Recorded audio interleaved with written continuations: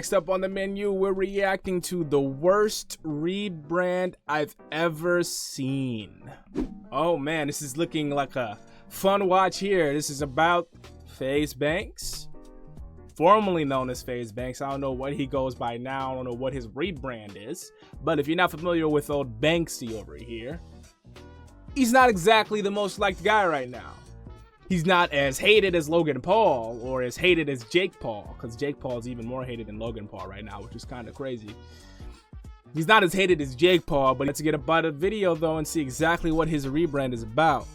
Talk to me. You look at, the Faze accounts and they're bleeding, they're hemorrhaging, like we're dying. And before you know it, you're millions of dollars in the hole, but everyone's telling you how great it all is. But it's not sustainable and it can't work. And that's 100% my fault.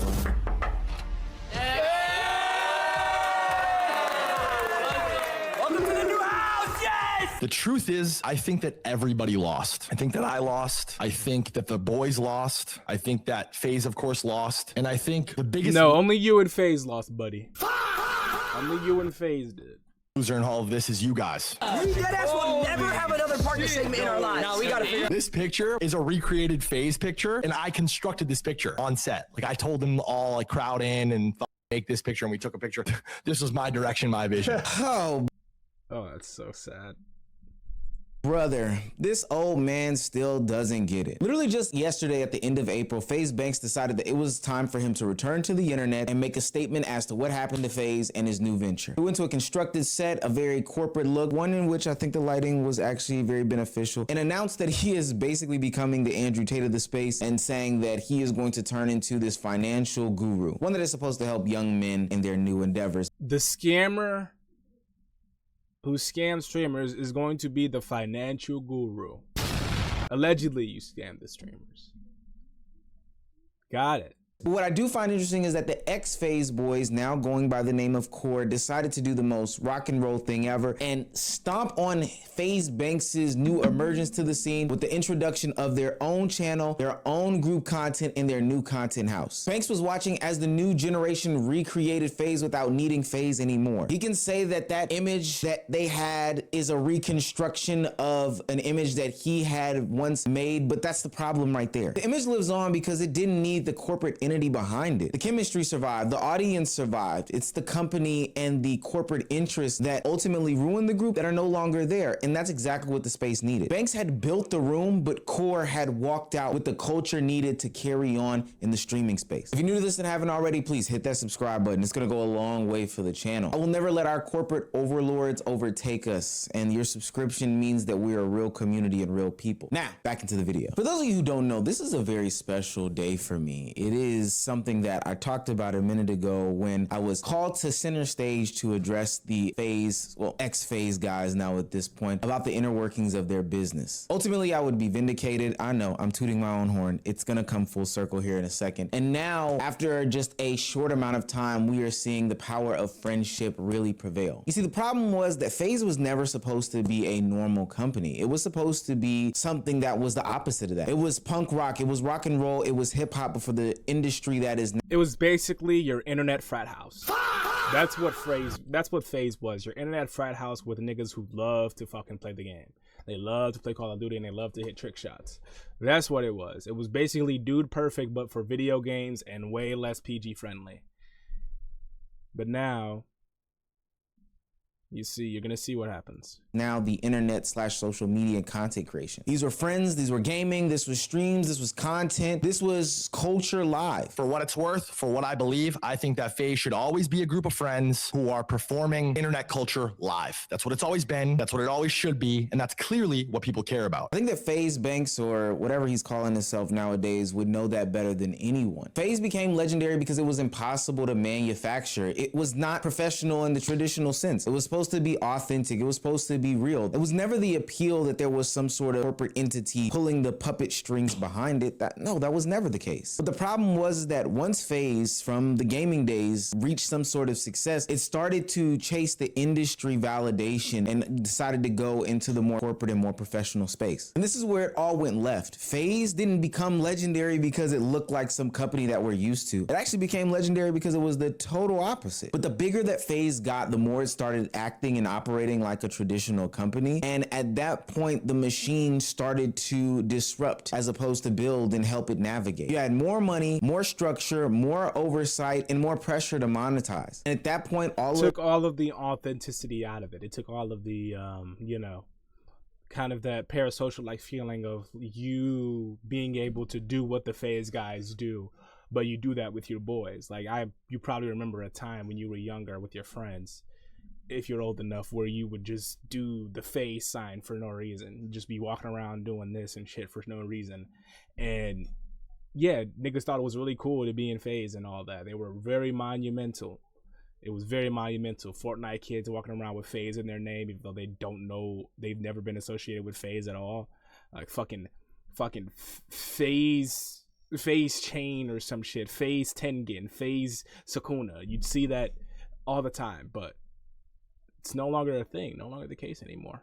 Of the base and foundation that it built on, this is where stuff started to get compromised. And I tried to extend that experience to these guys and have these conversations about building business, but they're kids and they want to fucking stream. And that's not a problem. That's not an issue. That's what you guys want. That's what they want, but it's not necessarily what the company needed or what we wanted, right? So that's where shit starts to get messy. See, this is where the problem arises. Faze became industry. The creators wanted to create, but the company needed some sort of monetization. The only way that they were going to continue any sort of backing when it came to these guys is if they saw some sort of return. And I guess that would be fine if it was explicitly spoken about, but that's where the shystiness of Banks himself came into play. You've now set up this business on the foundation of friendship, vibes, chaos, and live culture, and now they are trying to extract that feeling while not being 100% upfront with everybody that's involved. Tomorrow, everybody will leave Faze, right? Is Faze bigger because of the guys and what they did? It's absolutely not. Like Faze didn't really grow or go anywhere from them doing all shit on Faze. It didn't bring the brand anywhere. The conundrum is like a chicken and egg type of situation. Does the brand need the creators? Does the creators need the brand? Do I think that the creators made Faze financially successful? No, yeah. I can only take the word from Banks and the CEO of it all. They had to spend a lot of bread, and I do mean a lot of bread, to make these guys look more poppin', look more successful, etc., etc. But from a cultural perspective, we can't not acknowledge how impactful and important these individual creators were into taking Faze. Well, let's look at it like this. If they got homeless people from all over the world and brought them into Faze, do you think they would have been as successful do you think they would have been as successful as what they did when they got young poppin', already on scene content creators like Blackboy Max, Jason the Ween, Lacey, Silky Durag, your age? When they would they have been as popular if they got those homeless people, aside from these people? Even before Blackboy Max and them, we could still make that comparison. Faze Adapt, Faze Rug, Faze Kason. I don't think they would have been as successful if they just got anyone, which means that the brand wasn't the lucrative part. It was really the personalities and how they meshed well. It just is convenient for them to say that the brand is what actually made them popular because everyone knows Faze, but they forget the reason why everyone knows Faze. Everyone knows Faze because of the people, not because Faze is called Faze. You know what I mean? Are you Gojo because are you the strongest because you're Gojo, or are you Gojo because you're the strongest type shit?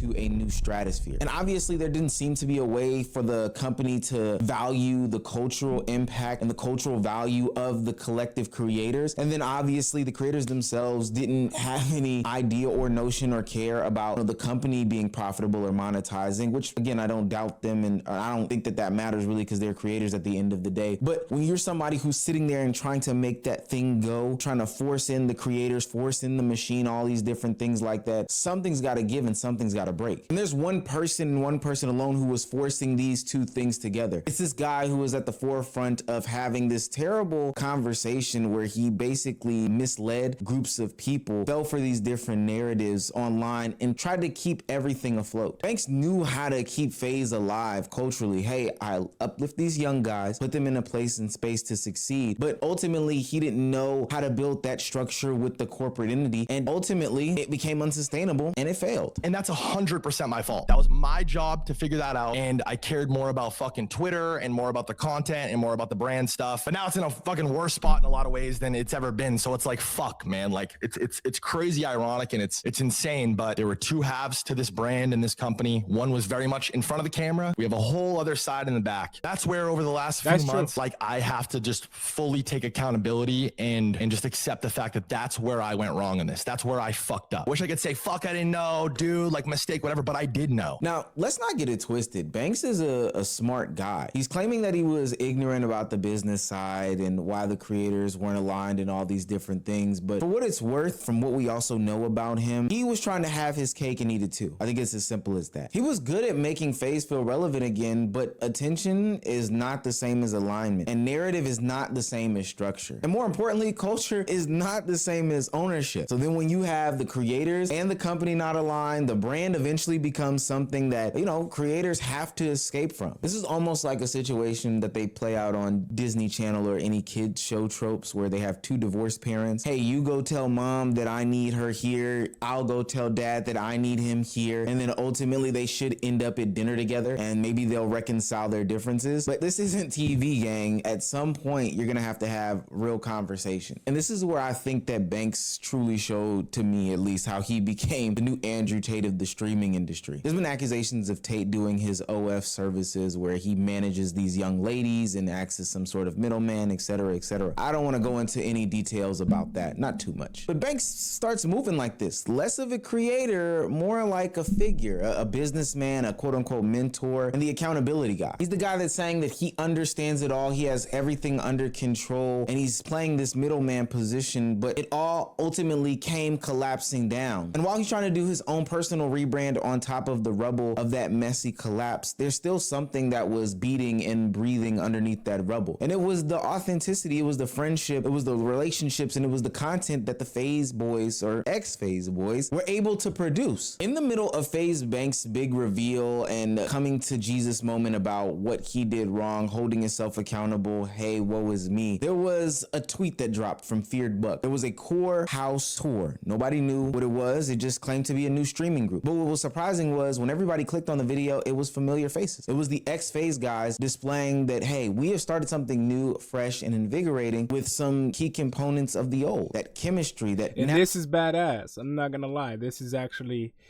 a big brain move of them to, like, you know, capitalize on the collapse and rise from the ashes like a phoenix, one could say.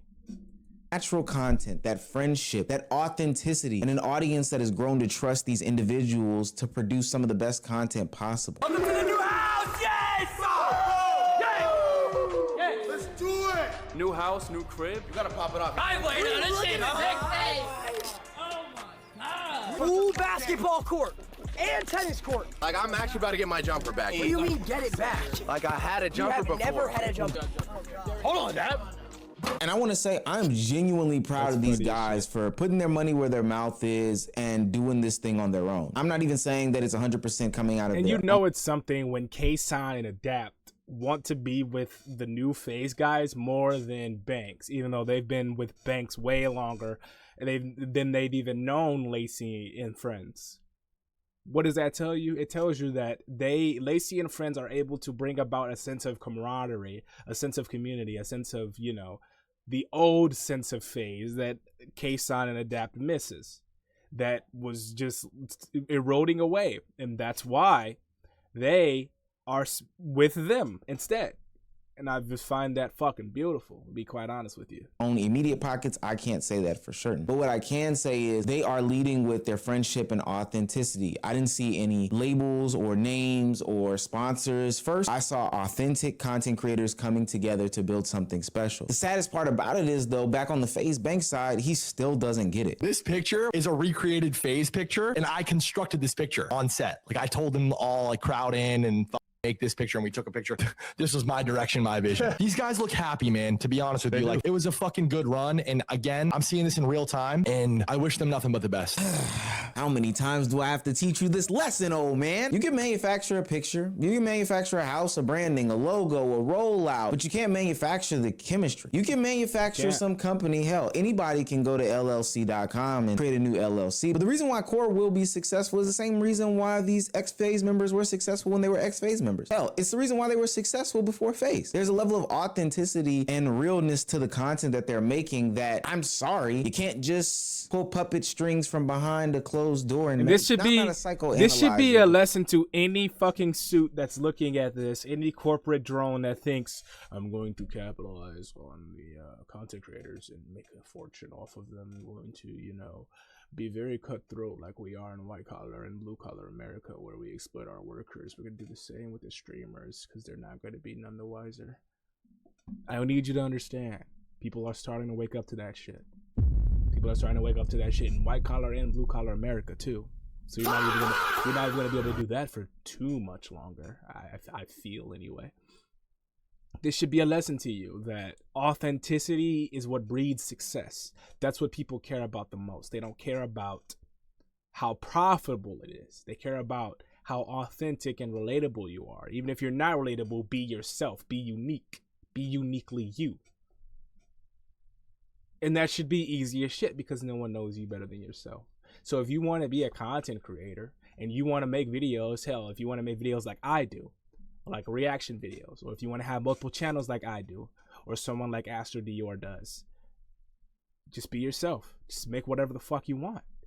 If you want to be someone like Young Don, who debunks myths about black people, debunks the fucking stigma around black people while also having fun, making animations and shit, do it. You want to be like Yo-Yo88, where you react and you make animations just like Don? Do it. You want to be like Birdo and be hella successful, be a mentor of sorts to most people, including me, indirectly? It's open to you, bro. It's just that you don't have to think about it in a corporal way. When you think about it as how do I make money, rather than how do I create shit that people would want to watch, or how do I create shit that I feel people would want to watch. Because there's a difference between you making something for them and you making something for all of you. What do I mean by all of you? Yourself and the people who's going to see this. You know what I mean? And that is why I drop a video, even if it gets 0 views. I drop a video even if it gets 1 view, if it gets 1,000 views, whatever. It's because I'm creating because I want to create.